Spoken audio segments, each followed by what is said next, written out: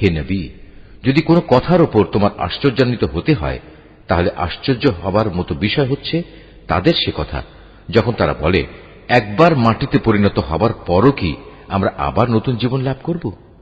এরা হচ্ছে সেসব লোক যারা তাদের মালিককে অস্বীকার করে। এরা হচ্ছে সেসব লোক যাদের গলদেশে কিয়ামতের দিন লৌহ শৃঙ্খল থাকবে। এরাই হচ্ছে জাহান্নামের অধিবাসী, সেখানে তারা চিরকাল অবস্থান করবে। এরা তোমার কাছে হেদায়েতের কল্যাণের আগে আযাবের অকল্যাণই ত্বরান্বিত করতে চায়, অথচ এদের আগে আযাব নাজিলের বহু দৃষ্টান্ত গত হয়ে গেছে। এতে সন্দেহ নাই তোমার মালিক মানুষের উপর তাদের বহুবিধ জুলুম সত্ত্বেও তাদের প্রতি ক্ষমাশীল।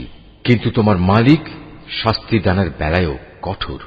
যারা তোমার নবুয়ত অস্বীকার করে তারা বলে, তার মালিকের পক্ষ থেকে কোনো দৃশ্যমান নিদর্শন কেন নাজিল হয় না? তুমি তাদের বলো, তুমি তো হচ্ছ আযাবের একজন সতর্ককারী রসুল মাত্র, আর প্রত্যেক জাতির জন্য এমনই একজন পথপ্রদর্শক আছে। প্রতিটি গর্ভবতী নারী তার ভেতরে যা কিছু বহন করে চলেছে এবং তার জরায়ু সন্তানের যা কিছু বাড়ায় কমায়, তার সবই আল্লাহ তাআলা জানেন। তার কাছে প্রতিটি বস্তুরই একটি পরিমাণ নির্দিষ্ট করা আছে। তিনি দেখা অদেখা সব কিছুই জানেন। তিনি মহান, তিনি সর্বোচ্চ মর্যাদাবান।